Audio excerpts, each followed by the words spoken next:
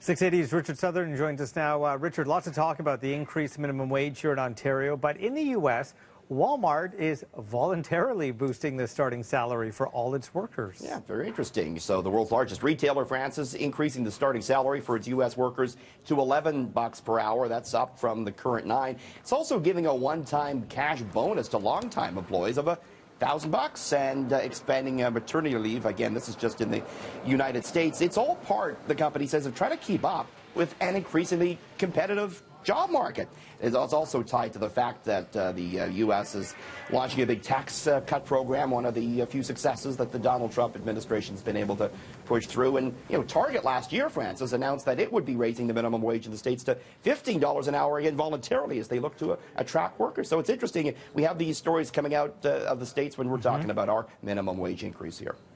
Markets are stable again after a real bumpy ride yesterday on the NAFTA worry. Yeah, big bounce back today. The TSX rose the most in a week, led by energy stocks. The Dow surged to another record high, above 25,500. Price of oil, one of the big stories. It's been on a real tear the last month or so. It's at its highest since 2014. Price of gas here in Toronto, though, set to drop a penny at midnight, so we like that news. And the Canadian dollar gaining back a little bit of ground, though it still remains below 80 cents U.S., Francis. So I don't know if you know, but Toronto's own Drake actually has his own brand of whiskey. Did you know that?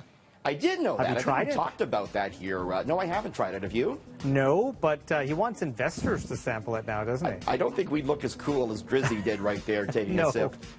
Speak for yourself, actually, Richard. Francis, you got to get a black turtleneck. That's what I like need. Drizzy. And the gold chain. All right. Virginia Black is the name of his bourbon, and he's planning now to do an initial public offering of this brand. You can buy stock in it. He's looking to raise $30 million to fund the expansion of the brand. Virginia Black hasn't released sales numbers yet, though it holds the single-day sales record at the LCBO for the day it launched. And Drake has just a long line of celebrities selling spirits. Justin Timberlake has his own tequila. George Clooney recently sold his tequila brand to Diageo, a global beverage company, for $1 billion. That whole montage was my life before kids, by the way. Yeah. Hanging out with beautiful ladies, drinking bourbon. That's right. Then I married the beautiful lady, so it's all good. There you go. Ikea is raising eyebrows with a new promotion. So the furniture company is including a pregnancy test in its catalog. Yeah, the ad encourages women to dab urine on a modified pregnancy strip included at the bottom of the page. It then asks you to wait a few minutes, and instead of a color change to indicate pregnancy, a positive test result reveals, wait for it, a 50% discount for a crib, Francis.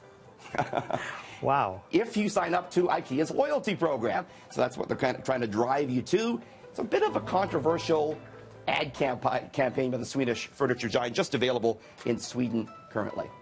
So you have to put a fluid on the catalog? Well, don't go around urinating on just any catalog, though. Okay. You have to be careful. Make sure it's the IKEA one. Make sure it's the right one. Good. So the Amazon founder is now the richest person in history, and you're looking at how he spends an average day. So, hey, maybe we can pick up some billionaire habits. Yeah, we need some tips, right? How does Jeff Bezos live? He's worth $105 billion, the most ever. He wakes up naturally, no alarm clocks. He's big on sleep.